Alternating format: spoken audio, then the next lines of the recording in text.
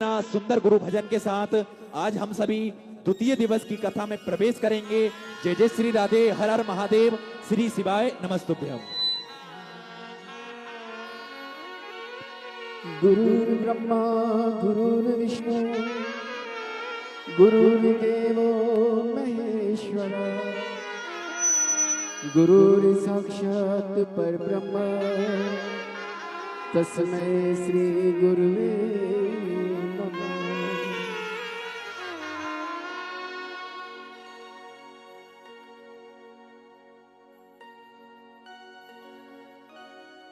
गले से लगा लो ना, गले से लगा लो ना, ओ गुरुवर गले से लगा लो ना, गले से लगा लो ना, तुम्हारे सिवा कोई ना मेरा, गले से लगा लो ना।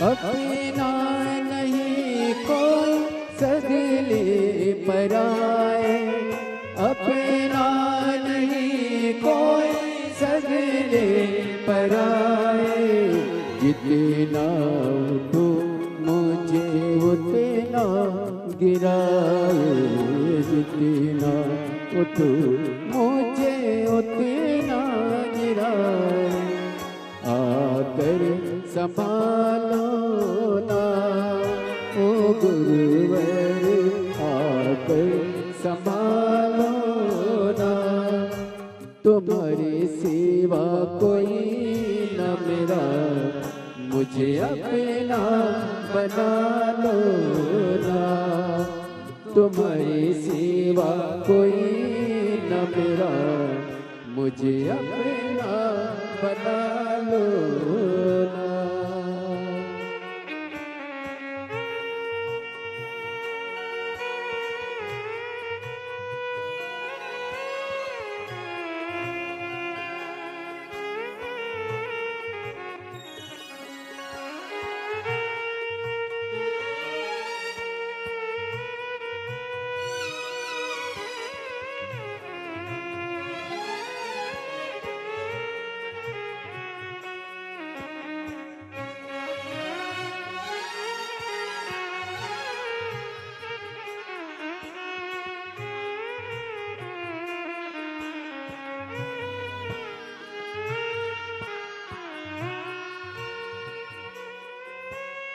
तेरे बिना ना कोई हमारा, तेरे बिना ना कोई हमारा, हमने सुना है तू है हर का सहारा, हमने सुना है तू है हर का सहारा, मुझे भी जिता दो ना ओ गुरुवर, मुझे भी जिता दो ना, तुम्हारे सिवा कोई न मेरा, मुझे अपना बना लो ना, तुम्हारे सिवा कोई न मेरा, मुझे अपना बना लो ना। बोली परम पूज्य गुरुदेव की जय। जय जय श्री राधे। सभी भक्तों को हर हर महादेव सौदा जय श्री कृष्णा, श्री शिवाय नमस्तुभ्यं। पूज्य गुरुदेव का आगमन हो चुका है। पूज्य गुरुदेव व्यासपीठ पर मंचासीन हो चुके हैं। आप सभी की तरफ से, आप सभी की ओर से व्यासपीठ को नमन करते हुए, प्रणाम करते हुए, हम सबके प्रिय, हम सबके लाडले ठाकुर कल्लू जी महाराज के पावन चरणों को नमन करते हुए, प्रणाम करते हुए, परम पूजनीय, परम आदरणीय, विश्व विख्यात पूज्य गुरुदेव के पावन चरणों को नमन करते हुए, प्रणाम करते हुए, दंडवत करते हुए, और आप सभी शिव भक्तों के पावन चरणों को प्रणाम करते हुए, दंडवत करते हुए, और सुंदर आज हम सभी पूज्य गुरुदेव के पावन सानिध्य में द्वितीय दिवस की कथा श्रवण करेंगे। उससे पहले यजमान परिवार द्वारा पूज्य गुरुदेव का स्वागत का क्रम चालू है और हमारे बीच में श्री विष्णु जी महाराज काशी वाले, भरत जी शास्त्री जी महाराज कृष्णेश्वर वाले पधारे हैं। आपसे निवेदन रहेगा आप बड़े ही आदर और सम्मान से मंच पर पधारें, व्यासपीठ का पूजन करें और पूज्य गुरुदेव से आशीर्वाद प्राप्त करें। श्री प्रणिल जी हर्षदा बंजारे जी, आपसे भी निवेदन रहेगा आप भी बड़े ही आदर और सम्मान से मंच पर पधारें, व्यासपीठ का पूजन कर कर पूज्य गुरुदेव से आशीर्वाद प्राप्त करें। और सुंदर पूज्य गुरुदेव के पावन सानिध्य में हम सभी ऑनलाइन कथा अपने घरों से श्रवण कर रहे हैं। 12वें ज्योतिर्लिंग बाबा कृष्णेश्वर महादेव के पावन चरणों में बैठकर हम सभी को पूज्य गुरुदेव के पावन सानिध्य में सुंदर 7 दिवसीय श्री शिव महापुराण की अलौकिक दिव्य कथा श्रवण करने का सुंदर सौभाग्य प्राप्त हुआ। और देखिए, जैसा कि आप सभी को ज्ञात है, पूज्य गुरुदेव के पावन सानिध्य में कुबरेश्वर धाम से जो कि नित्य प्रतिदिन रुद्राक्ष वितरण भी चलता है। सुबह 10 बजे से शाम 5 बजे तक पूज्य गुरुदेव के पावन सानिध्य में नित्य प्रतिदिन सुचारू रूप से रुद्राक्ष वितरण भी चलता है। देखिए, सीहोर का रुद्राक्ष ना ही तो ऑनलाइन भेजा जाता है और ना ही कुरियर करा जाता है। देखिए, कोई भी अगर आपसे कहे कि हम सीहोर का रुद्राक्ष या कुबरेश्वर धाम का रुद्राक्ष आपके घर भिजवा सकते हैं या आपको कुरियर हम करवा सकते हैं, तो देखिए ऐसी बातों पर आप कोई भी भक्त ध्यान ना दे। देखिए, जो भी भक्त कुबरेश्वर धाम की पवित्र भूमि तक पहुंचता है, उन्हीं भक्तों को बाबा कुबेर भंडारी के पावन चरणों से रुद्राक्ष प्राप्त होता है। और देखिए, जो भी भक्त अपनी मन की मनोकामनाएं लेकर बाबा कुबेर भंडारी के पावन चरणों तक पहुंचते हैं, उन्हीं भक्तों को मात्र एक व्यक्ति को एक ही रुद्राक्ष प्राप्त होता है। अगर आपसे कोई भी कहे कि हम सीहोर का रुद्राक्ष, कुबरेश्वर धाम का रुद्राक्ष ऑनलाइन भेज सकते हैं या आपके यहाँ पे कुरियर कर सकते हैं, तो ऐसी बातों पर आप ध्यान ना दें, क्योंकि बाबा कुबेर भंडारी के पावन चरणों से ही हम सभी को रुद्राक्ष प्राप्त होता है। जो भी भक्त कुबरेश्वर धाम तक पहुंचते हैं, उन्हीं भक्तों को रुद्राक्ष प्राप्त होता है। तो देखिए, आप सभी को ज्ञात है, पूज्य गुरुदेव के पावन सानिध्य में नित्य प्रतिदिन सेवा के प्रकल्प जो कि सुचारू रूप से चालू रहते हैं, जिसमें बड़ी भोजनशाला भी नित्य प्रतिदिन सुचारू रूप से चालू रहती है, जिसमें कि लाखों सैकड़ों भक्त नित्य प्रतिदिन भोजन प्रसादी का लाभ लेकर अपने जीवन को कृतार्थ में करते हैं, आनंद में करते हैं। और सुंदर श्राद्ध पक्ष में पितरों के निमित्त आप भी अपनी सुंदर सहयोग राशि समर्पित कर सकते हैं। और देखिए, श्राद्ध पक्ष में हम सभी को बाबा कृष्णेश्वर महादेव के पावन चरणों में बैठकर सुंदर पूज्य गुरुदेव के पावन सानिध्य में सुंदर कथा श्रवण करने का सुंदर सौभाग्य प्राप्त हुआ। इससे बड़ा सुंदर सौभाग्य हमारा नहीं हो सकता कि हम सभी को पूज्य गुरुदेव के पावन सानिध्य में सुंदर कथा, वो भी 12वें ज्योतिर्लिंग बाबा कृष्णेश्वर महादेव के पावन चरणों में बैठकर ऑनलाइन कथा श्रवण करने का सुंदर सौभाग्य प्राप्त हुआ। और देखिए, पूज्य गुरुदेव के पावन सानिध्य में जो कि सेवा के प्रकल्प, सेवा के कार्य नित्य प्रतिदिन कुबरेश्वर धाम पर सुचारू रूप से चालू रहते हैं, उन सभी सेवा के कार्यों में जिन भक्तों ने, जिन दानदाताओं ने अपनी सुंदर सहयोग राशि समर्पित की, उन सभी पुण्यचारी पावनचारी दानदाताओं के नाम कुछ इस प्रकार। श्री हरेंद्र जी ओझा कोलकाता से 501 रुपए की सुंदर सहयोग राशि आपने समर्पित की, बहुत बहुत धन्यवाद। श्री कमलाकर जी कर्नाटक से 5001 रुपए की सुंदर सहयोग राशि आपने समर्पित की, बहुत बहुत धन्यवाद। उत्तम कुमार साहू जी छत्तीसगढ़ से 1100 रुपए की सुंदर सहयोग राशि आपने समर्पित की, बहुत बहुत धन्यवाद। शिव कुमार सिसोदिया जी विदिशा मध्य प्रदेश से 1000 रुपए की सुंदर सहयोग राशि आपने समर्पित की। सुभाष ललिता जी गुरुग्राम हरियाणा से सुंदर 1001 रुपए की सुंदर सहयोग राशि आपने समर्पित की, जो कि सेवा के प्रकल्प, सेवा के कार्य पूज्य गुरुदेव के पावन सानिध्य में चलते हैं। उन सभी सेवा के प्रकल्पों में, उन सभी सेवा के कार्यों में सुंदर सहयोग राशि आपने समर्पित की, बहुत बहुत धन्यवाद। श्री ललिता प्रमोद जी सूरत गुजरात से 5001 रुपए की सुंदर सी योग राशि आपने समर्पित की, बहुत बहुत धन्यवाद। अरुण जी लोखंडे कल्याण से 501 रुपए की सुंदर सी योग राशि आपने समर्पित की। बीना जी लुधियाना से 501 रुपए की सुंदर सी योग राशि आपने समर्पित की। मोहिनी जी जनार्दन ठाणे से 501 रुपए की सुंदर सी योग राशि आपने समर्पित की, बहुत बहुत धन्यवाद। पूनम जी गुप्ता बेंगलोर से 501 रुपए की सुंदर सी योग राशि आपने समर्पित की। ममता अनिल राठौर जी इंदौर मध्य प्रदेश से 1001 रुपए की सुंदर सी योग राशि आपने समर्पित की, बहुत बहुत धन्यवाद। रितुबाई जी मोगा पंजाब से 501 रुपए की सुंदर सी योग राशि आपने समर्पित की। बोबी विक्रमपुरी जी जलंधर से 1001 रुपए की सुंदर सी योग राशि आपने समर्पित की। दीपिका वैष्णव जी कंकरोली से 1001 रुपए की सुंदर सी योग राशि आपने समर्पित की। शिव कुमारी देवी जी लखनऊ उत्तर प्रदेश से 1100 रुपए की सुंदर सी योग राशि आपने समर्पित की। विशाल जी वर्मा कल्याण से 501 रुपए की सुंदर सी योग राशि आपने समर्पित की। तरुण जी झा मुंबई से 1101 रुपए की सुंदर सी योग राशि आपने समर्पित की।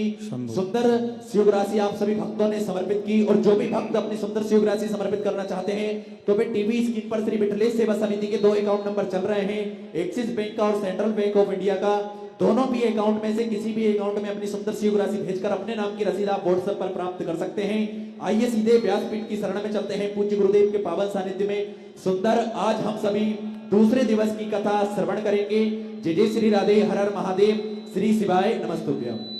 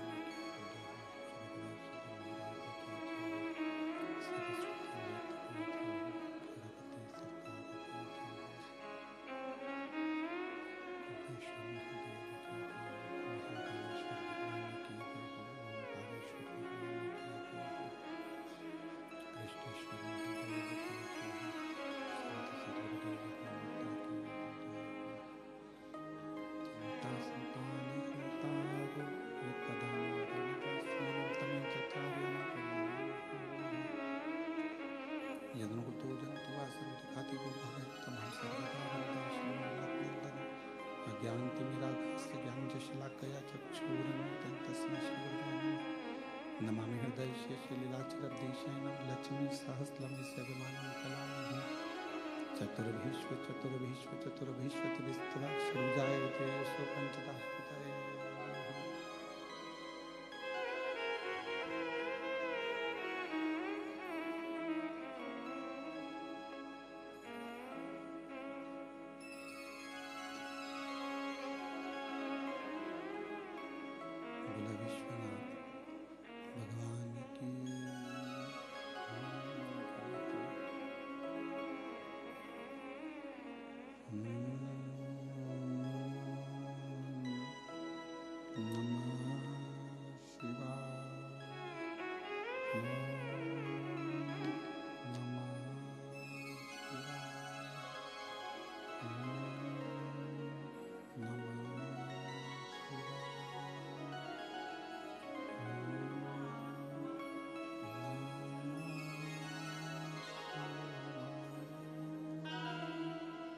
नमः शिवाय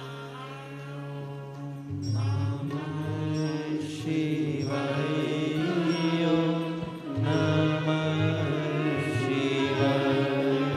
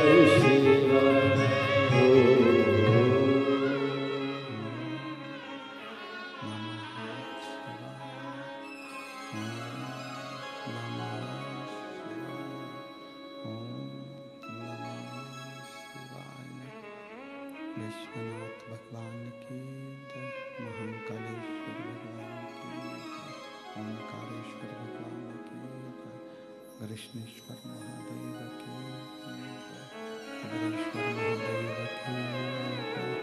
हर हर महादेव, हर हर महादेव, हर हर महादेव, हर काशी विश्वनाथ ओगड़दानी त्रिकालदर्शी कैलाशी विनाशी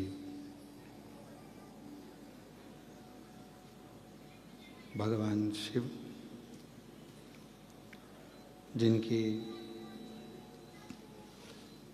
पुनित पावन पवित्र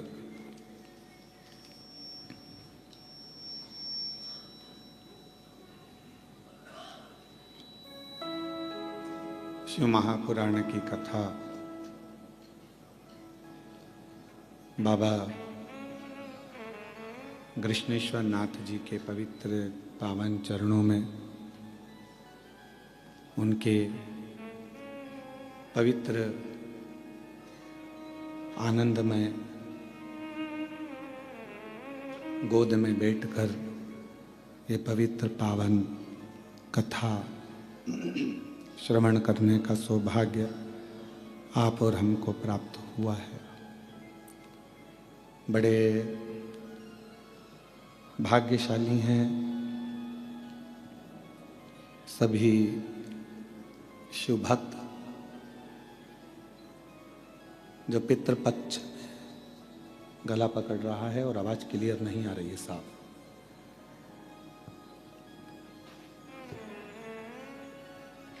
पितृपक्ष में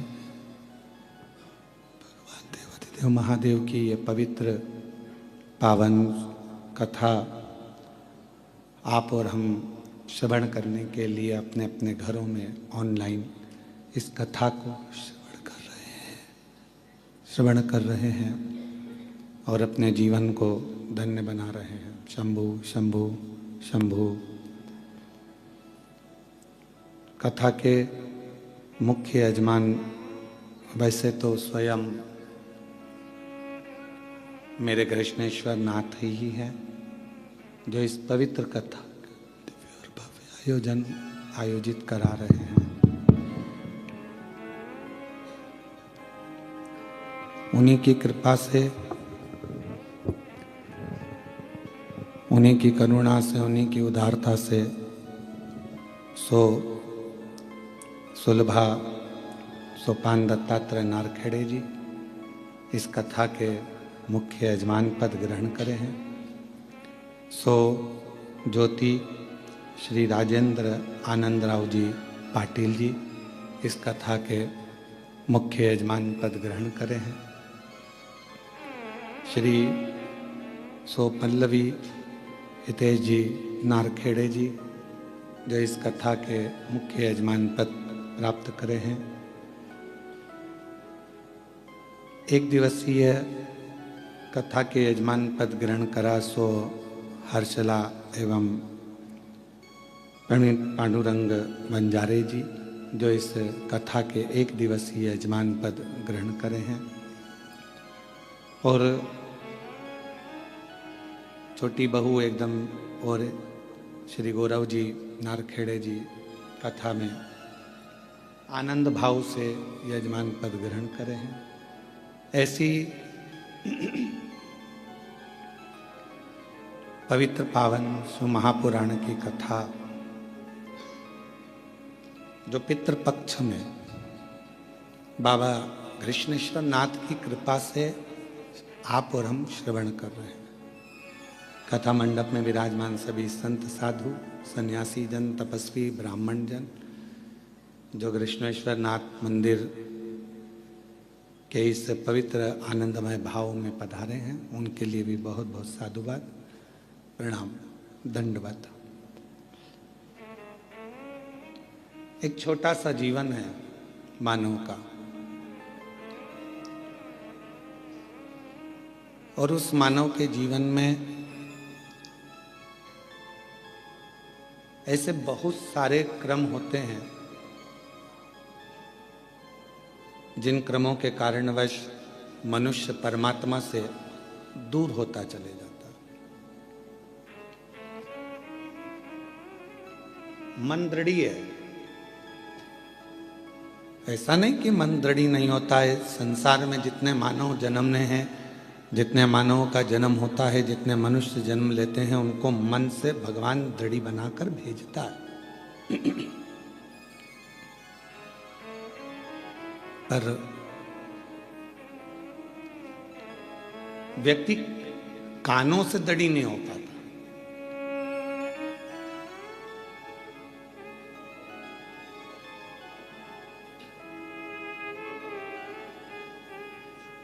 केवल एक मन का दृढ़ी बन गया पर श्रवण शक्ति से दृढ़ी नहीं बना तो वो मन जब परमात्मा में लगाता है तो उसकी श्रवण शक्ति कहीं ना कहीं इधर उधर भटकती है और वो परमात्मा से फिर दूर हो जाता।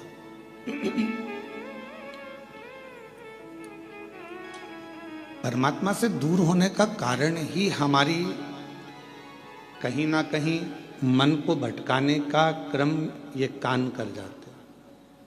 जैसे कई माताएं नियम बना लेती हैं, कई भाई नियम बना लेते हैं कि मैं शंकर भगवान को भजूंगा, मैं शिव जी को एक लोटा जल चढ़ाऊंगा, मैं शंकर भगवान का स्मरण करूंगा, मैं शिव के मंदिर जाऊंगा, शिव को भजूंगा, बेलपत्र का श्रृंगार करूंगा, शिव जी को चंदन अगर तगर से श्रृंगारित करूंगा। ये मन में उसने एक भाव बना, मन से वो दृढ़ी बन गया। पर मालूम पड़ा फिर किसी ने पूजन करते करते भजन करते करते 1.5 महीना 2 महीना 3 महीना निकला और किसी ने तुम्हारे कानों में आकर कह दिया शिव जी को जल चढ़ाने से क्या होता।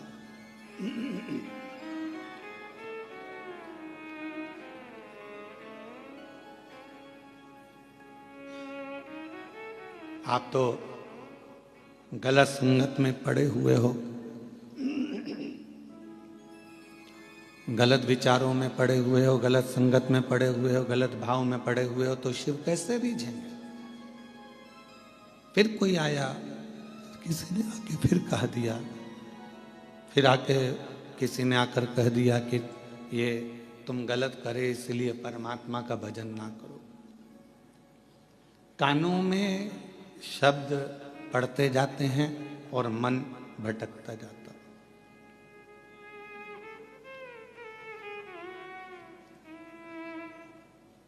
मन भटकता कब है? जब हम गलत लोगों की बातों में आ जाते हैं।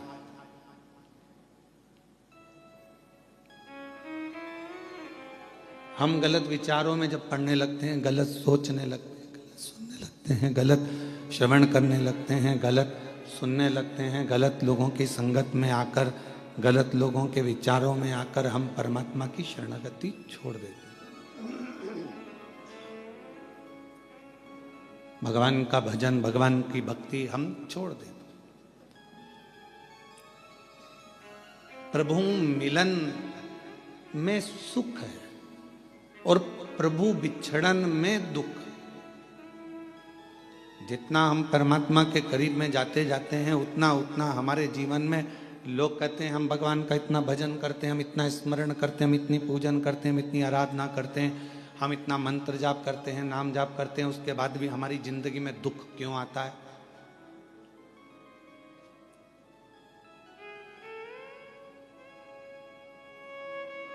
आप सब समझदार हैं, जितने आस्था चैनल पर कथा सुन रहे हो, जितने फेसबुक यूट्यूब पर पितृपक्ष में ये श्रवण कर रहे हैं कथा को, सब समझदार हैं।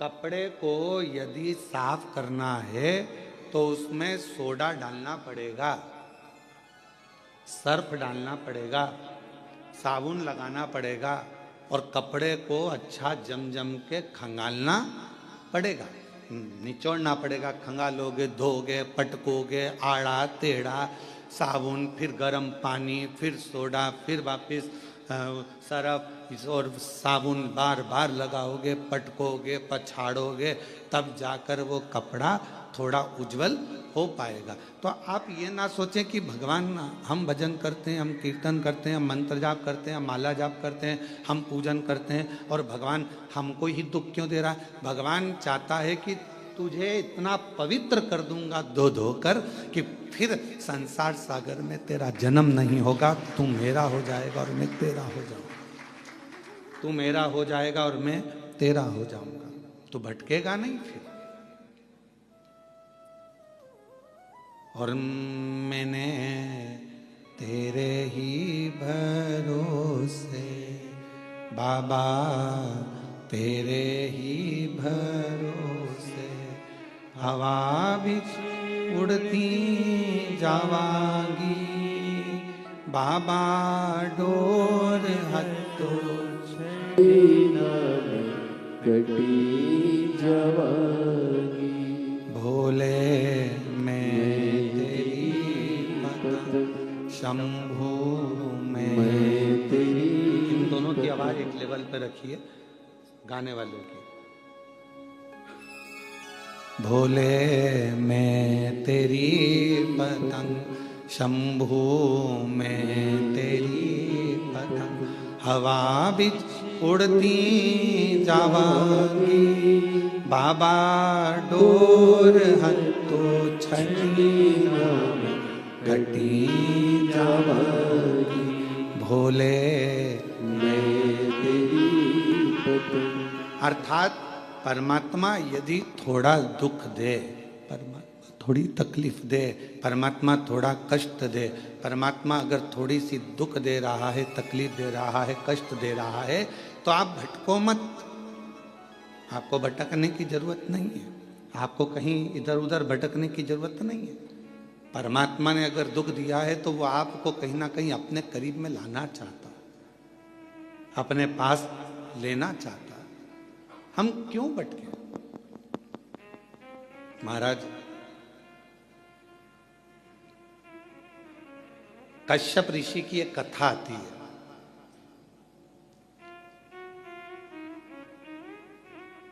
कि कश्यप बाबा, कश्यप ऋषि 12 ज्योतिर्लिंग का नित्य प्रति स्मरण करते थे।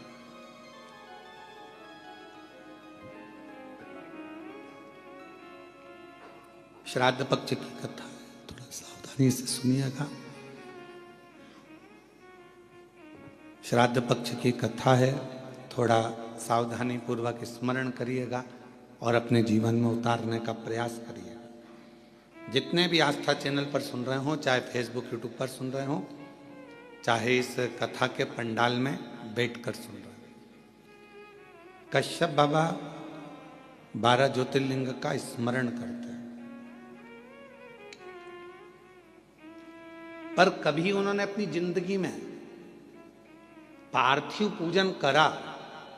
हर बार 12 ज्योतिर्लिंग का स्मरण करा, पार्थिव पूजन करा, पर कभी उन्होंने 12वां ज्योतिर्लिंग नहीं बनाया। अर्थात 11 ज्योतिर्लिंग बनाते थे और 12 ज्योतिर्लिंग उसमें बनाते ही नहीं।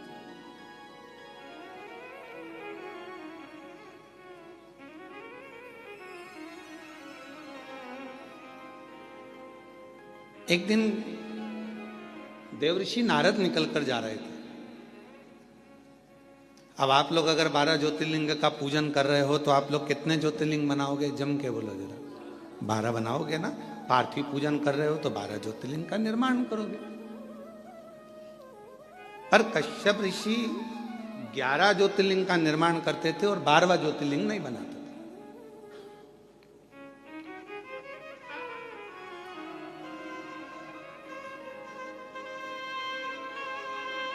देवऋषि नारद का आगमन हुआ और देवऋषि नारद का आगमन हुआ और देवऋषि नारद ने आकर पूछा कि कश्यप बाबा एक बात बताओ, आप जो ये ज्योतिर्लिंग का निर्माण करते हो, ज्योतिर्लिंग बनाते हो, तो इसमें 11 ज्योतिर्लिंग बनाते हो, 12वां ज्योतिर्लिंग क्यों नहीं बनाते? 12वां ज्योतिर्लिंग निर्माण क्यों नहीं करते? नारद जी पूछ पूछ कर थक गए, तो भी आखिरी तक कश्यप ऋषि ने यह नहीं बताया कि 12वां ज्योतिर्लिंग क्यों नहीं बनाते। 11 के पूजन करते, 12वां बनाते ही।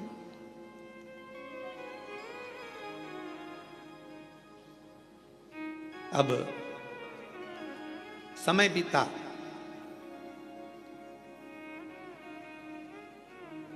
भगवान शंकर के पास में ऐसी सूचना मिल गई कि कश्यप ऋषि 12 ज्योतिर्लिंग का पूजन करते, पर ज्योतिर्लिंग बनाते कितना है? जम के बोलो जरा। 11। और पूजन कितने ज्योतिर्लिंग की कर रहे हैं? अच्छे से बोलो, आवाज नहीं आई। 12। तो जब 11 ज्योतिर्लिंग का आराधना कर रहे हैं, 11 ज्योतिर्लिंग का निर्माण कर रहे हैं, तो 12 ज्योतिर्लिंग का पूजन का फल कैसे मिले? कैसे प्राप्त हो? तब पार्वती जी एकदम रुष्ट होकर बैठ गई और पार्वती जी शिव जी की आराधना करने लगी। भोलेनाथ जी ने पूछा, पार्वती तुम रुष्ट क्यों? यहां पर एक लाइन बड़ी सुंदर आई है कि पार्वती जी रुष्ट होती हैं तो शिव जी की पूजन करती हैं। हमारा आप सबसे भी यही निवेदन है, अगर मान लो जिस दिन तुमको गुस्सा आए उस दिन तुम महादेव की पूजन करो, उस दिन आप भगवान का आराधना करो। पर उल्टा होता है, जिस दिन रुष्ट होते हो ना, उस दिन तो तुम इतना बोलते हो, इतना बोलते हो, इतना बोलते हो कि जो पहले का करा धरा है ना, उस पर भी तुम लोग पानी फेर लेते हो, वो भी पूरा सत्यानाश मिला लेते हो, उसको भी नाश कर देते हो।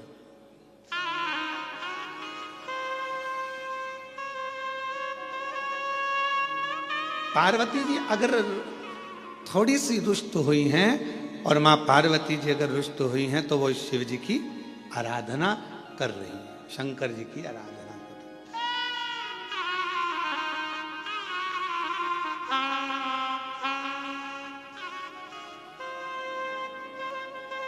और मैंने तेरे ही भरोसे बाबा, तेरे ही भरोसे। मेरा सासुओं से भी निवेदन है, बहुओं से भी निवेदन है, बेटाओं से भी निवेदन है, बाप से भी निवेदन है, भाऊ से भी निवेदन है, और घर में रहने वाले हर व्यक्ति से निवेदन है कि पार्वती के संवाद का स्मरण करना।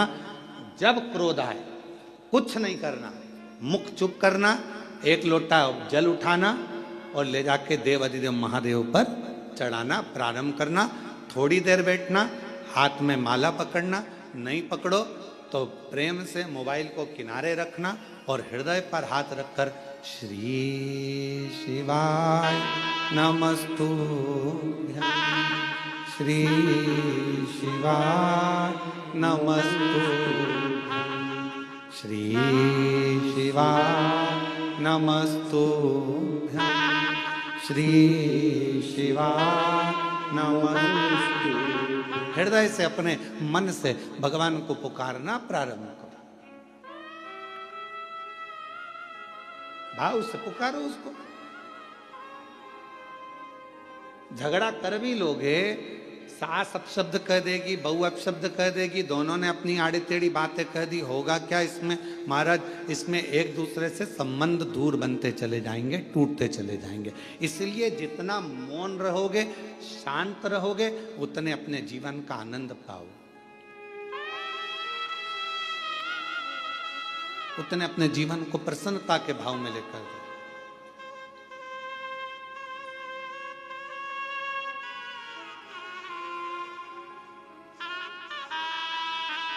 रहीमन धागा प्रेम का टूटे गांठ पड़ जाए। प्रेम का धागा जब टूटता है तो उसमें गांठ लग जाती है, और गांठ लग जाती है तो फिर वो गांठ जब भी खुलेगी, अर्थात दो हिस्से में ही रहे।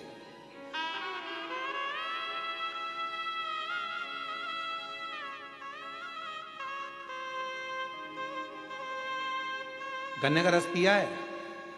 जम के तो बोलो। महाराष्ट्र में गन्ना ही बोलते हैं, ईख बोलते हैं। ऊस?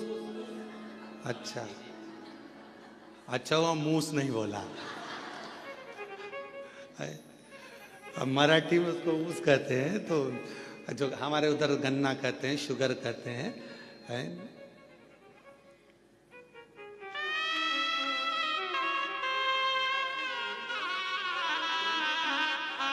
जो गन्ना होता है, उस गन्ने में थोड़ा थोड़ा दूर पे एक एक गांठ रहती है। गन्ने के पूरे भाग में मिठास होता है, पर जहां गांठ होती है ना उसकी, उसमें मिठास नहीं होता, उसमें रस नहीं होता।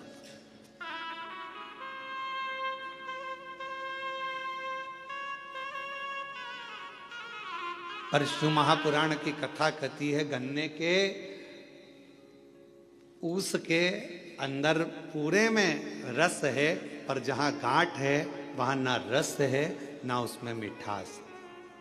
पर एक बात याद रखो, जब कोई गन्ने के रस में बहुत डूब जाता है ना, तो उसको गांठ में भी रस आना प्रारंभ हो जाता है, और उसमें भी उसको मिठास का नजर आना। और जितने आप बैठे और हम भी बैठे हैं, हमने भी बचपन में खूब गन्ना छिल छिल कर खाया, पर जो गठान का छिलका था उसको खाते थे। जब गन्ने के रस में इतने डूब जाते थे कि उस गांठ में भी रस आना चालू हो जाता है। और तुमने भी खाया होगा, ये पक्का। ऐसा हो नहीं सकता कि तुमने गांठ छीली हो और उसको मुंह में नहीं लिया, उसमें रस मिला।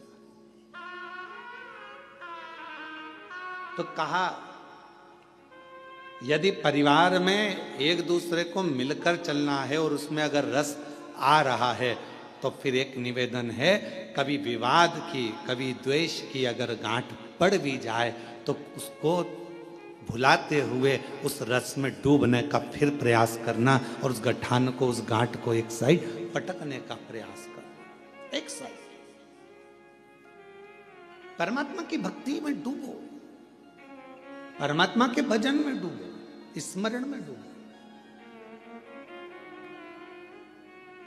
पार्वती जी रुष्ट हो गई, भगवान शंकर की पूजन करने बैठ गए, और कहते हैं जितनी रुष्टता में भगवान का भजन हो पाता है, उतनी एकाग्रता जब रूठने के बाद, जब आप लड़ाई कर लेते हो एकदम, तुम देखना बहुत तेज सुनामी लहरें चली, बहुत तेज बारिश हुई, खूब तेज हवा चली, एकदम बवंडर मचा, और उसके बाद जो शांति होती है, इतनी शांति कि लगता है अभी थोड़ी देर पहले तो हमने देखा था कितना बवंडर था,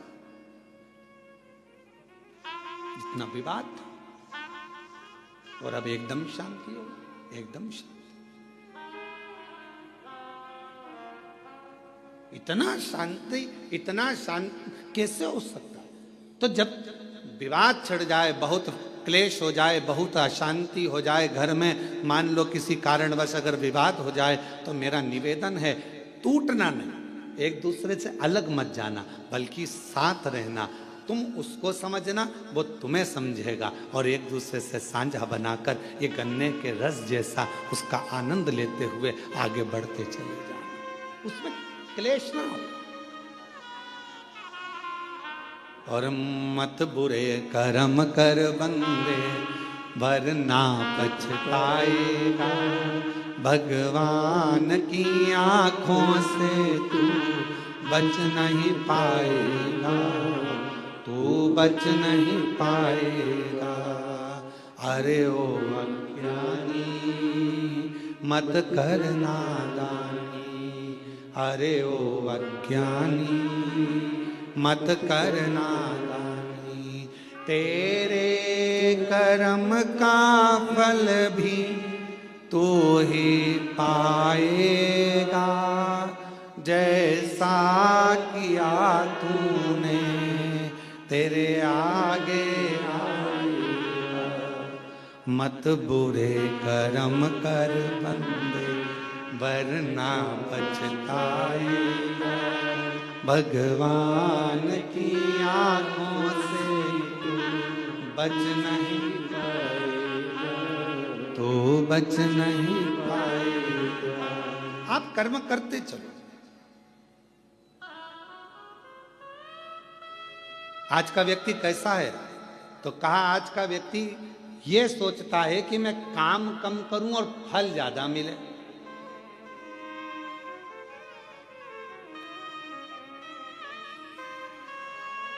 नारखेड़े जी, आपने भी बड़ी मेहनत करी होगी, पाटिल जी आपने भी बड़ी मेहनत करी होगी, और जितने यहाँ पर मेरे भाई बैठे हैं, जितने भी भाऊ बैठे हुए हैं, मैं आपसे निवेदन करूं, आपने भी अपनी जिंदगी में बहुत मेहनत करी होगी।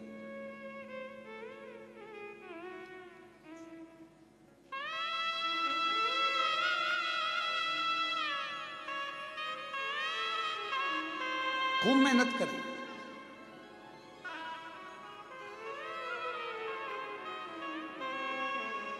पर जो मेहनत से मिला वो टिकता है, जो तुरंत आया वो तुरंत चले जाता है। पर हमारी सफलता हमारी मेहनत पर निर्भर करती है। जब हम बहुत परिश्रम करते हैं, मेहनत करते हैं, तो हमारे घर में जो आता है वो हमको थोड़ा समय टिकता है, रुकता है। जो अचानक आया अचानक चले गया वो फिर टिकेगा नहीं।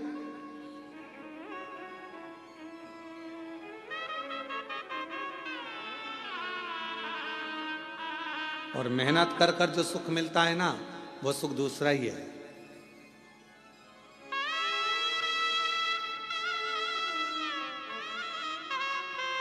जब हम छोटे थे तो 2 रुपए की किराए की साइकिल मिलती थी, इतनी बड़ी छोटी सी। तुम्हारे यहाँ भी मिलती होगी, ऐसा नहीं है, और तुमने भी चलाई होगी। कई तो होंगे हमारी साथ वाले जिन्होंने चलाई होगी। है, किराए की साइकिल मिलती थी, 2 रुपए की मिलती थी, पर वो 2 रुपए इकट्ठा करने में कम से कम 1 महीना लग जाता था।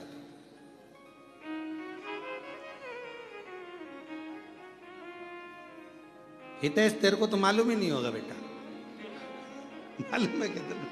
अच्छा, ठीक है।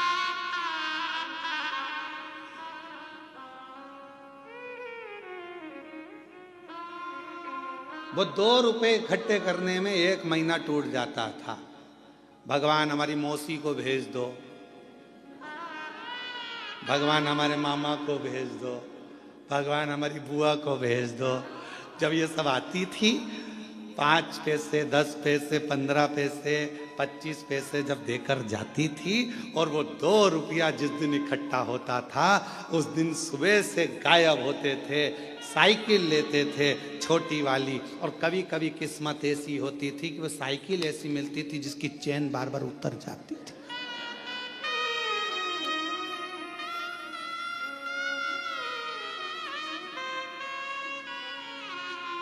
और साइकिल लेके अब बताओ, साइकिल वाले की साइकिल, दम अपनी लग रही है, मेहनत अपनी हो रही है, घूम अपन रहे हैं और सब देख रहे हैं, और यहाँ भगा वहाँ भगा, हाँप रहे, पर वो टाइम देख रहे, 5 बजे देना है वापस, 5 बजे ही निकल पहुंचते थे बिल्कुल लगे लगाए समय पर, एकदम 5 बजने वाला है तब अपन पहुंच के वो साइकिल देकर आते थे। तब तक पूरे थक जाते थे, एकदम चला कर वो 2 रुपए पूरे वसूल कर लेते थे। और फिर मम्मी पूछती थी, बेटा वो देकर गई थी 15 पैसे, 10 पैसे, 20 पैसे, 25 पैसे, तो उसकी तो मैं साइकिल चलाया आया, क्या मिला तुझे? तो मम्मी बहुत मजा आया, आनंद आया, खुशी मिली, आनंद मिला। इतनी मेहनत जो करी है ना, तो ये मेहनत कर कर जो सुख मिला है उसके आगे सब शून्य है, सब शून्य।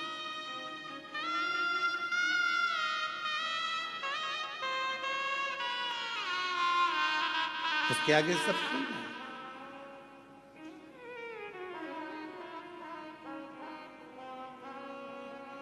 और कभी कभी जो मेहनत के बिना मेहनत के मिल जाता था वो कहीं ना कहीं गिर जाता था। एक बार हुआ ऐसा हमारे साथ भी, तुम्हारे साथ भी हुआ होगा। नवरात्रे का समय था, नमक चौराहे पर बैठी माता जी हमारे सीहोर में, और नमक चौराहे पर माता जी बैठी, और माता जी बैठी तो वहाँ पर एक स्टेज बना, स्टेज पे साबुन रखा, पाउडर का डब्बा रखा, और नहाने का साबुन, कपड़े धोने का साबुन, सरफ की थैली, और वहाँ ले जाके खड़ा कर दिया, 10 पैसे दो और 10 रिंग फेंको। तुमने भी फेंके होंगे ऐसे गोले गोले रिंग। अब परंतु वह इतने साल हो गए उसमें एक साबुन नहीं आया, और एक दिन साबुन अगर आ गया तो साबुन को खुशी खुशी लेकर जा रहे थे, और मालूम पड़ा कि वो साबुन रखा था जेब में, जेब थी फटी और साबुन पूरा गया गिर।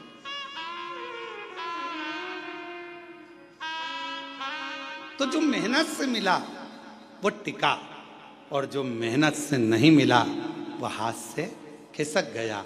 शिव महापुराण की कथा कहती है, कोई तुमसे आकर कह दे कि तुम मेरे पास आकर बैठ जाओ, तुम्हें मेहनत नहीं करना पड़ेगी, दुनिया का सारा धन अपने आप मिल जाएगा, समझ लेना कि बेवकूफ़ बना रहा है और तेरा लेकर चले जाएगा और तुझे चूना लगा देगा। इसलिए निवेदन है, अपना व्यापार, अपनी नौकरी, अपनी सर्विस, अपनी मेहनत पूरी बरकरार रखो और पूरी मेहनत करो। जिस समय आपकी मेहनत प्रबल होगी उस दिन भगवान तुम्हें छप्पर फाड़ कर देना प्रारंभ कर देगा, तुम्हें वैभव देगा, धन देगा, संपदा देगा, सब देगा, सब देगा। आप अपनी मेहनत से पीछे मत।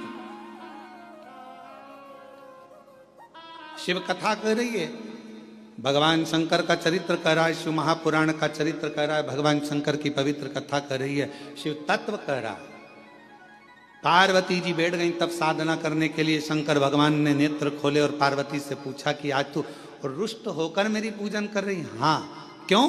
वो कश्यप ऋषि है ना, 12 ज्योतिर्लिंग का पूजन करना चाहिए, तो वो 11 ज्योतिर्लिंग बनाते हैं और पूजन करते हैं और एक ज्योतिर्लिंग छोड़ देते हैं। शंकर भगवान ने कहा, पार्वती नहीं, कश्यप ऋषि कभी ऐसा नहीं करते, वो पूरे 12 ज्योतिर्लिंग का पूजन करते हैं, पूरे 12 ज्योतिर्लिंग।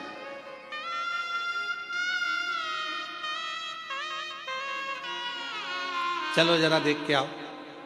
पार्वती जी ने शिव जी को लिया साथ और चलो जरा देखो, मैं बताती हूँ तुमको 11 ज्योतिर्लिंग बने। वो कश्यप ऋषि का रोज का नियम था, ज्योतिर्लिंग बनाते वो पूजन करते पार्थिव लिंग की। चलो अभी दिखाती हूँ। और ले गए, जो सामने देखे तो 11 ज्योतिर्लिंग बने थे।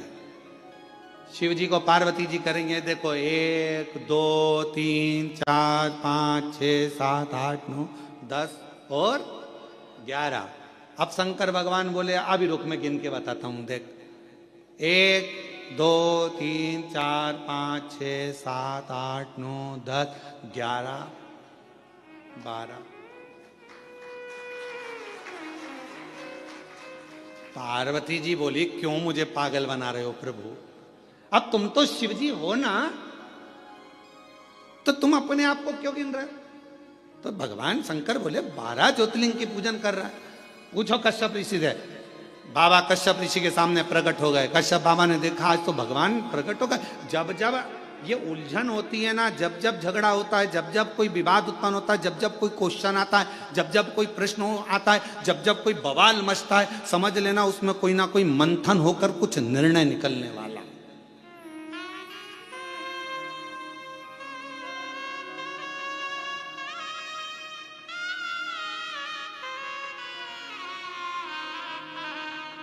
जब जब कोई बवाल मचता है, जब जब कोई मंथन होता है तो कुछ ना कुछ निकलता है। समुद्र का मंथन हुआ, अमृत निकला। कुछ ना कुछ मंथन हुआ है तो कुछ ना कुछ निकला है।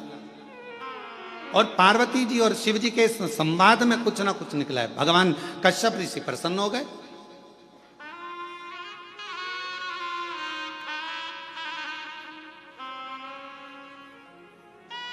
और मंथन में कुछ ना कुछ निकलना जरूरी भी है। एक प्रसंग बड़ा सुंदर है महाराज जी।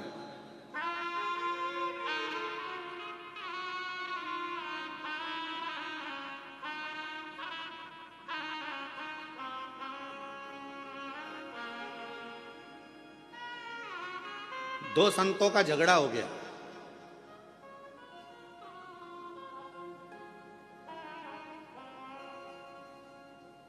और आपस में दोनों झगड़ लिए। अब दोनों झगड़ लिए तो एक था राम जी का भक्त और एक था हनुमान जी का भक्त, और दोनों में छिड़ गया विवाद। हनुमान जी ने राम जी से कहा, प्रभु दो संत लड़ रहे हैं आपस में, अब तुम क्या कहोगे? राम जी बोले, कहना क्या है, अब इन दोनों को प्रमाणित करने के लिए अपन दोनों को जाना पड़ेगा।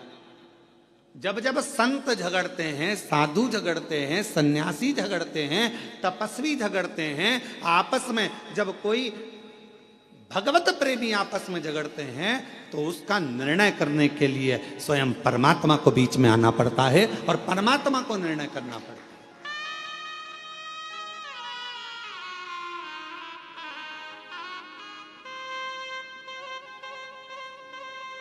महाराज जी, कई लोग कहते हैं कि ये महाराज जी ने ऐसा कह दिया, वो महाराज जी ने ऐसा कह दिया, आपस में झगड़ा हो रहा है। हम कहते हैं झगड़ा नहीं हो रहा है, कुछ परमात्मा ने लीला रची है, और परमात्मा ने लीला रची है तो वो जनमानस के सामने उसको कहीं ना कुछ संतों के माध्यम से लाना चाहते हैं। संत कभी झगड़ा नहीं करते, संत कभी एक दूसरे के ऊपर आक्षेप भी नहीं करते। लोग कहते हैं उन्होंने ऐसा बोल दिया, उन्होंने वैसा बोल दिया, उन्होंने ये भाषा का प्रयोग करा, उन्होंने वो भाषा, ना ना ना, उनके बीच में कोई एक परमात्मा की एक शक्ति, मेरे शिव का एक स्वरूप, मेरे राम, मेरे कृष्ण, मेरे शंकर, मेरे भगवान विराजमान है, जो ये निर्णय करना चाहते हैं कि इनके बीच का साझा कैसे।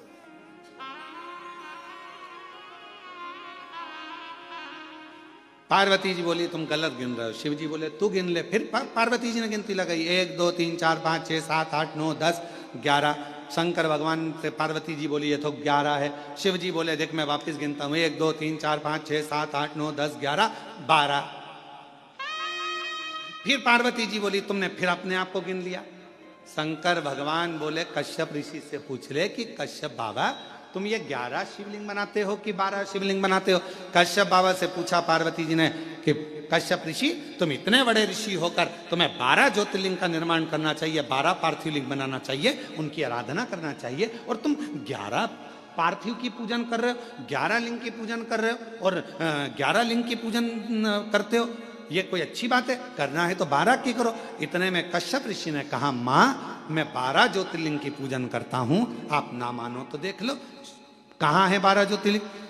कश्यप जी ने कहा 1 2 3 4 5 6 7 8 9 10 11 और कश्यप जी बोले 12। कश्यप जी ने खुद अपने हृदय पर हाथ रख लिया और कहा 12। कश्यप जी कहते हैं माँ ये 11 ज्योतिर्लिंग तो नजर आते हैं, पर 12वां जो ज्योतिर्लिंग है कृष्णेश्वर महादेव, वो हर व्यक्ति के दिल में नजर आता है।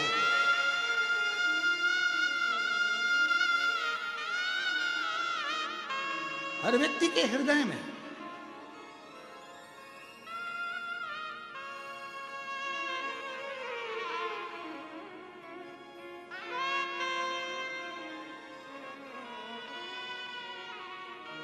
बारहवां ज्योतिर्लिंग एक ऐसा ज्योतिर्लिंग है कृष्णेश्वर महादेव, 12वां ज्योतिर्लिंग है। कैसा ज्योतिर्लिंग है? कृष्णेश्वर महादेव, जो हमारे हृदय में निवास करता है।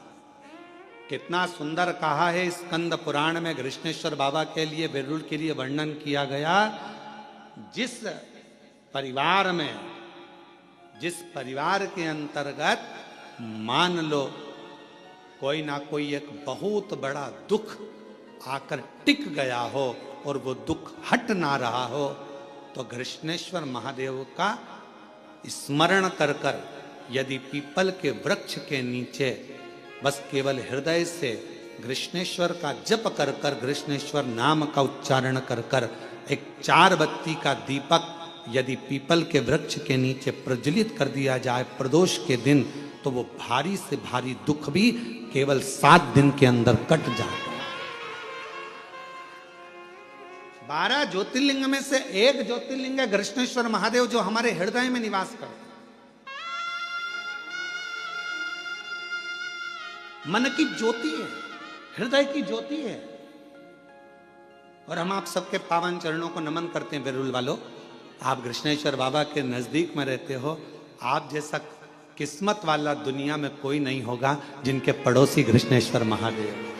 हम आपको नमन करते हैं, आपको प्रणाम करते हैं। और जितने आस्था चैनल पर कथा श्रवण कर रहे हैं, जितने आस्था चैनल पर कथा सुन रहे हैं, जितने बहन भाई, जितनी माताएं, जितनी मेरी जीजियां, जितने मेरे जीजाएं, जितनी मेरी बेटियां बेटा, इस कृष्णेश्वर महादेव की पवित्र भूमि से पितृपक्ष में ये शिव महापुराण की कथा को ऑनलाइन श्रवण कर रहे हैं, हम आप सबके चरणों को नमन करते हैं। आप जैसा किस्मत वाला कोई नहीं होगा, क्योंकि यहाँ शास्त्र वर्णन करता है कि 12वां ज्योतिर्लिंग कृष्णेश्वर एक ऐसा ज्योतिर्लिंग है जो जहां जिस जगह पर बैठकर उसको याद करता है, वो 12वां ज्योतिर्लिंग उसको वहीं पर करुणा करना प्रारंभ कर देता है।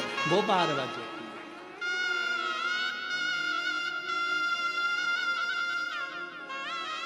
वो 12वां ज्योतिर्लिंग कृष्णेश्वर महादेव।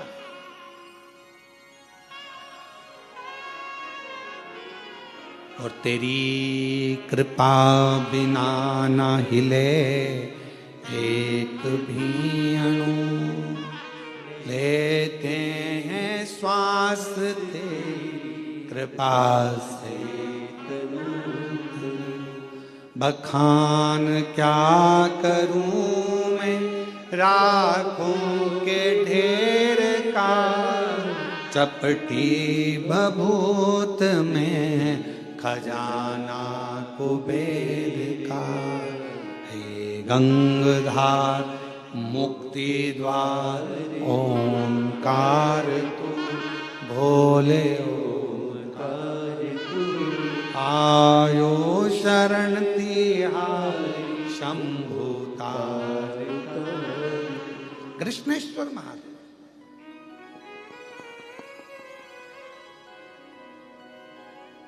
शिव जी का दर्शन हो गया। विवाद किसका छिड़ा था? पार्वती और शंकर भगवान का। और दर्शन किसको हो गया? कश्यप ऋषि। आपको पहले कथा में कहा है, जब कथा हैदराबाद में चल रही थी तो उसमें कहा था कि थोड़ी बहुत पूजन की थाली में कमी रह जाए ना तो प्रसन्न होना। तुम यहां पूजन कर रहे हो और तुम माचिस ढूंढ रहे हो, तुम कपूर ढूंढ रहे हो, तुम कुंकू रोली ढूंढ रहे हो, तुम चंदन ढूंढ रहे हो, तुम्हें लग रहा है कि तुम ढूंढ रहे हो, पर तुमने याद करा, अरे राम मेरी पूजा की थाली में कपूर तो घर पे रह गया।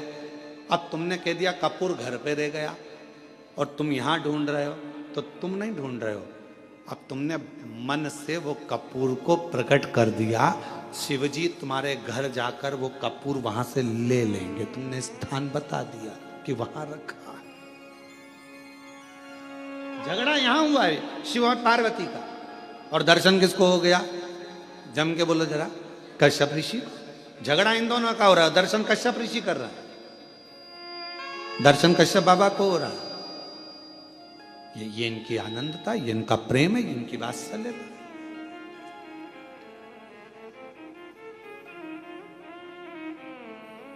महाराज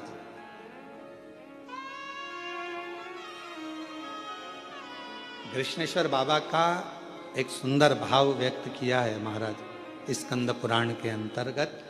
भाव से अपन उसको पढ़ें, स्मरण करें। शिव महापुराण में कृष्णेश्वर बाबा की जो कथा का वर्णन किया उसका भी स्मरण करें। किसी भी स्थान पर कभी भी कहीं पर भी यदि शरीर में हाथ में कंपन हो रहा है, पांव चलते नहीं बन रहा है, शरीर हाँप ज्यादा भरा रही है, खूब ज्यादा शरीर चल नहीं पाता, थोड़ी थोड़ी देर में हाँपड़ी भरा जाती है, हाँप भरा जाती है, या पीछे से रीढ़ की हड्डी दुखना प्रारंभ हो जाती है, तो उसके लिए सरसों के फूल 108। काय के फूल? सरसों जानते हो सब लोग? सरसों के फूल 108 भगवान शंकर के मंदिर में घृष्णेश्वर महादेव का नाम लेकर 108 सरसों के फूल एक एक कर कर घृष्णेश्वर बाबा को समर्पित कर दो। उसी फूल को उठाकर नंदी जो मंदिर में है उसका पीठ का ऊपर का एक भाग होगा, नंदी के पीठ पर अग्र भाग ऊपर का होता है, उस भाग को वो 108 सरसों के फूल छुआ दो और उसको लेकर घर पर जाओ, उसको सूखने डाल दो। सूखने के बाद वो सरसों के फूल का थोड़ा थोड़ा सा भाग सुबह के समय पर खाली पेट जरा सा भाग रोज खाना प्रारंभ करो। 21 दिन तक 20 दिन तक अगर आपने रोज खाया, आपके हाथ का कंपन और जो चलने में आपको हाँप भरा रही है वो, और रीढ़ की जो हड्डी दुख रही है उसमें धीरे धीरे अंतर आना अपने आप प्रारंभ हो जाएगा। घृष्णेश्वर महादेव का स्मरण, घृष्णेश्वर बात फिर कहेंगे कश्यप बाबा 11 ज्योतिर्लिंग का निर्माण करते हैं, 12वां ज्योतिर्लिंग नहीं बनाते हैं। क्यों? क्योंकि 12वां ज्योतिर्लिंग कश्यप बाबा कहते हैं ये मेरा दिल, ये मेरा हृदय, ये मेरा चित्त, ये मेरा मन, ये मेरे हृदय की जो एक बिंदु है, यही मेरा 12वां ज्योतिर्लिंग है। शिवजी प्रसन्न हो गए।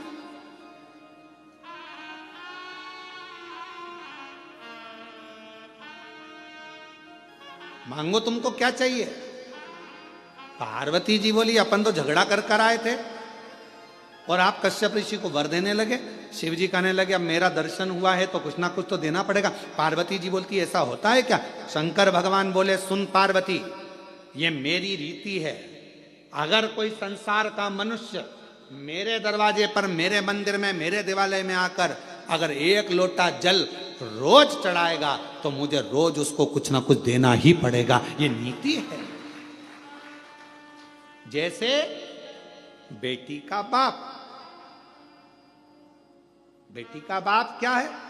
बेटी का बाप अगर बेटी रोज अपने पिता के घर जाएगी या बाप अपनी बेटी से मिलने जाएगा तो कुछ ना कुछ तो उसको देना पड़ेगा ही। भले पिताजी का घर पास में, रोज बेटी आती जाती है, भले पास में क्यों ना, माँ बोल देगी बेटा तो पास में आज एक काम करना, मैं तेरे को हलवा बना के भेज दूँ, सीरा बना के भेज दूंगा। कभी कुछ कही बेटा मम्मी मेरे को जरूरत नहीं है, नहीं मैं तो भेजूंगी। माँ है ना, बाप है ना, उसका भाव उत्पन्न हो जाए, मैं तो भेजूंगी।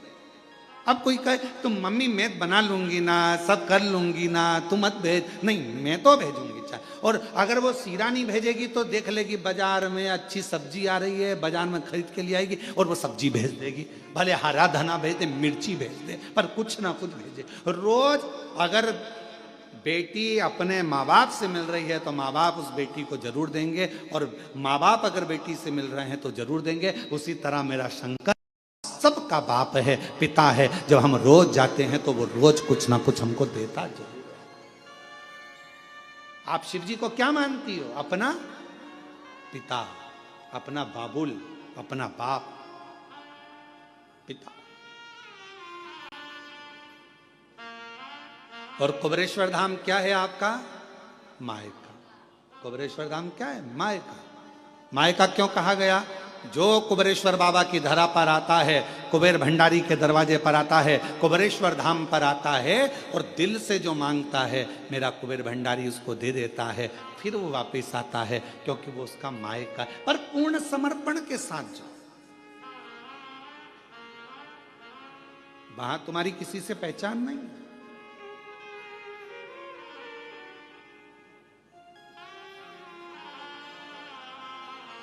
हम तो बाबा के भरोसे चलते हम तो बाबा के भरोसे चलते हैं। ये दुनिया वाले जलते हैं, ये दुनिया वाले जलते हैं।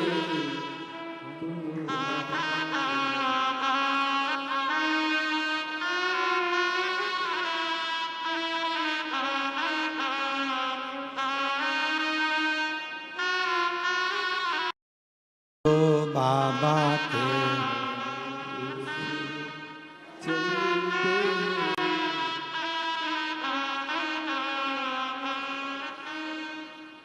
फटका बंद है सर। ये दुनिया वाले जलते, ये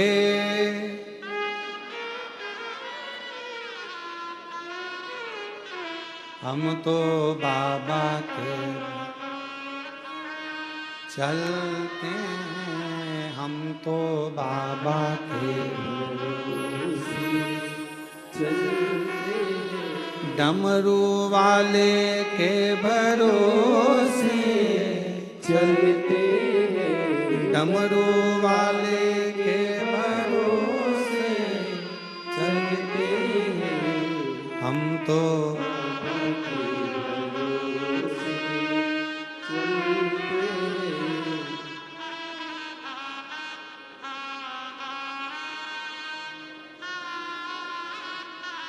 काशी वाले के भरोसे। हम उस पर आशिक, कोई रोज मिल रहा है शिव जी से, शिव उसको रोज दे रहा। कोई बाबा से रोज मिल रहा है, बाबा उसको रोज दे रहा। पिता है वो हमारा, बाबुल है वो हमारा।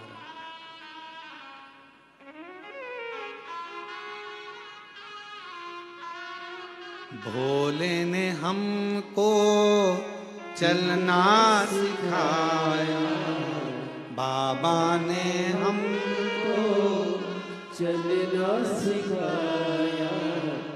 सब भक्तों से मिलना सिखाया। सब भक्तों से मिलना सिखाया।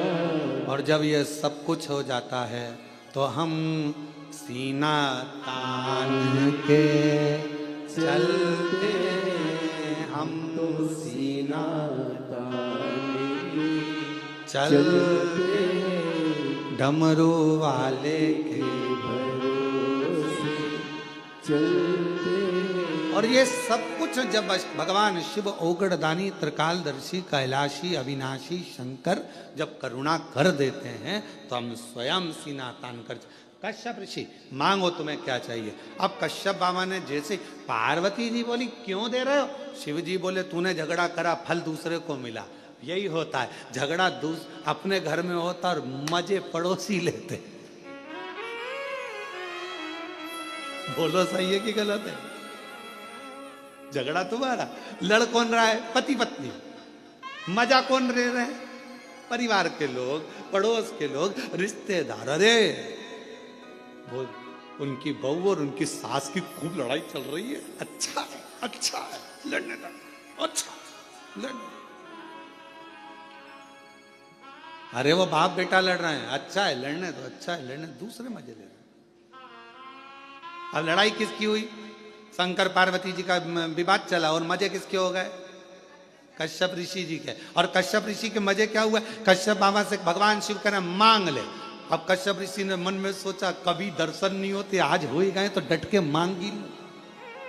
हे प्रभु कृपा करिए, मेरे घर में आप पुत्र बनकर जन्म ले लो।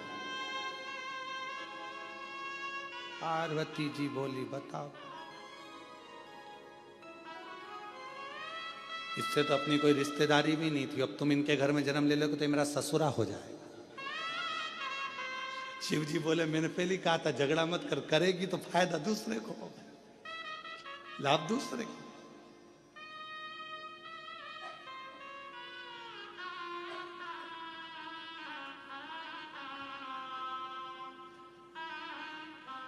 एक घर में एक सास और बहू थे। बहुत बहुत उन दोनों का आपस में बनता नहीं था, बिल्कुल नहीं बनती थी।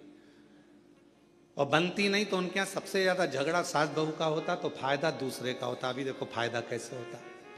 एक महाराज भिक्षा मांगने गए, माता भिक्षाम देगी, माता भिक्षाम दे। इतने में बहू आई, बहू ने आकर एक कटोरी आटा दान दे दिया। महाराज निकल के जा रहे थे, इतने वहीं से उसकी सास आ गई। ए बाबा इधर आ, कहां से मांग के ला रहा है? तुम्हारे ही घर गया था। कौन मिला? बहू। क्या दिया? एक कटोरी आटा। वो कौन होती है देने वाली? चल मेरे साथ चल, मेरे साथ चल। वो बस एक कटोरी, मेरा घर है, मेरी प्रॉपर्टी है, मेरा मन, चल मेरे साथ। और अंदर गई और 4 कटोरी आटा लाके महाराज को दे दिया। फायदा किसका? दूसरे का। अब एक दिन सास अंदर थी और महाराज आए, माता भिक्षाम देही। सास ने कहा कि रोज रोज आया था, नहीं देना, आज नहीं दूंगी, जा। इतने में वो महाराज चल दिया। सामने से बहू पानी लेकर आ रही थी, हंडा मटके। उसने पूछा, महाराज जी कहाँ से आ रहे हो? तुम्हारे ही घर से आ रहे हैं। मिल गया? कुछ नहीं मिला, तुम्हारी सास ने कछूना दिया। कुछ नहीं दिया? चलो मेरे साथ, आओ जरा, आओ आओ जरा। वो कौन होती है मना करने वाली? जब मेरा पति कमा रहा है तो मैं दूंगी, चल। और गई अंदर, और अंदर जाके आधा किलो चावल, आधा किलो चने की दाल सब बांध के लिए आई और आटा वाटा सब लाके दे दिया। ले, फायदा किसका? महाराज का। झगड़ा कौन कर रही? सास बहू। और फायदा दूसरे।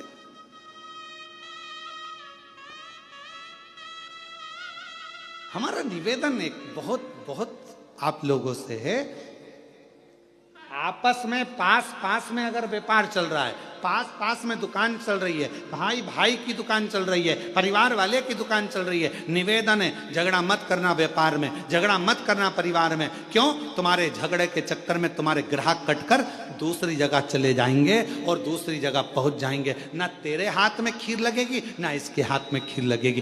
कम से कम आज इसके यहाँ से ले रहा है तो कल तेरे दरवाजे पर जरूर आएगा, ये विश्वास रखना। एक दूसरे में विवाद, स्पर्धा नहीं करना है, विवाद नहीं करना।